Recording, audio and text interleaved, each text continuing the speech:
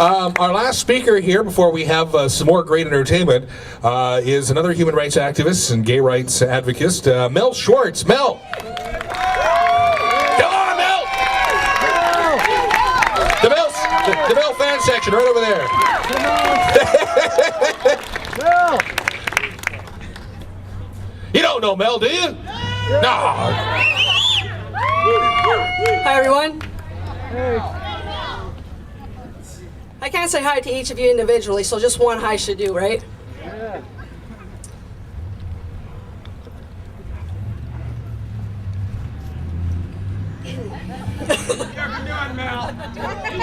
There we go. When I was first asked to speak here today, I instantly said no, as I'm not comfortable with public speaking. In fact, I'm more of an observer than a speaker. Unless, of course, I feel angry about what someone has said.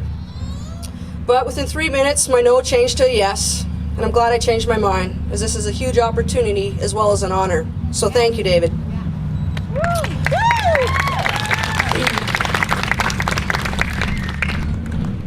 When I first started to think about my speech, I was going to talk about internal homophobia. However, I'm a very opinionated individual, and I tend to talk at people instead of to people, especially when it comes to sensitive issues. So instead, I'm going to share some of my story. I was born in northern Alberta, where anybody with a slight difference was discriminated against. I always stepped up to defend these individuals, including myself. At that time, it was because I was a woman, but by the time I was 20, it was because I was gay. I've always been attracted to women, but I was also attracted to men. Can you say confusing? When I was 20, I had my first kiss with a female, and it was at that moment that I realized I was gay. I immediately entered a partnership with a woman and her 3 boys. I have been open about my sexuality from that day on. My openness has definitely presented its challenges. My friends at the time were no longer friends, and my coworkers treated me differently. My mom, my stepdad, my siblings, they still accepted me. However, they were far from understanding. They didn't know why I would choose to be gay. My mother even asked if I was gay because of childhood sexual abuse. When I phoned my dad to tell him I was gay, there was a period of silence. And then my stepmom came on the phone. To this day, I talk to my dad once a year, whether we need to or not.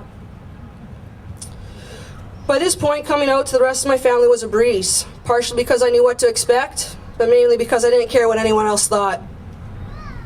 Shortly after coming out, my partner and I went to a family function where everybody had questions, including an uncle who had harassed me all night to have a threesome. This was devastating for me. I have been discriminated against in many ways, which naturally made me angry.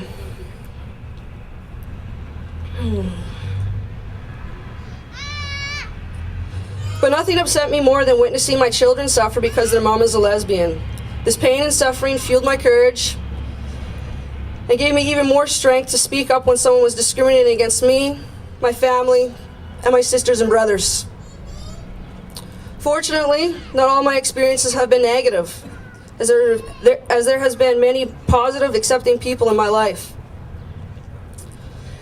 There are a few people that were truly accepting right from the start, and I've met many more people who have embraced me and my sexuality with open arms. I'm only 27 years old, and already it's been a very long journey, but one that I will not change for anything, as it has encouraged me to grow, change, and form the person I am today. I believe that my past is responsible for my present. I'm surrounded by loving and accepting individuals.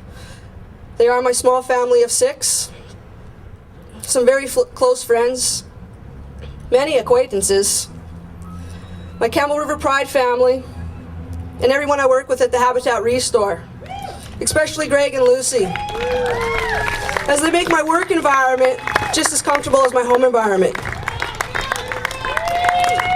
At times I still witness acts of homophobia, and it still makes me angry, but I make sure I use this as an opportunity to educate others and challenge one's mindsets. And I do this by exercising the power of my voice, because if I sit in silence, then I'm allowing the oppression to continue. Much love to each of you.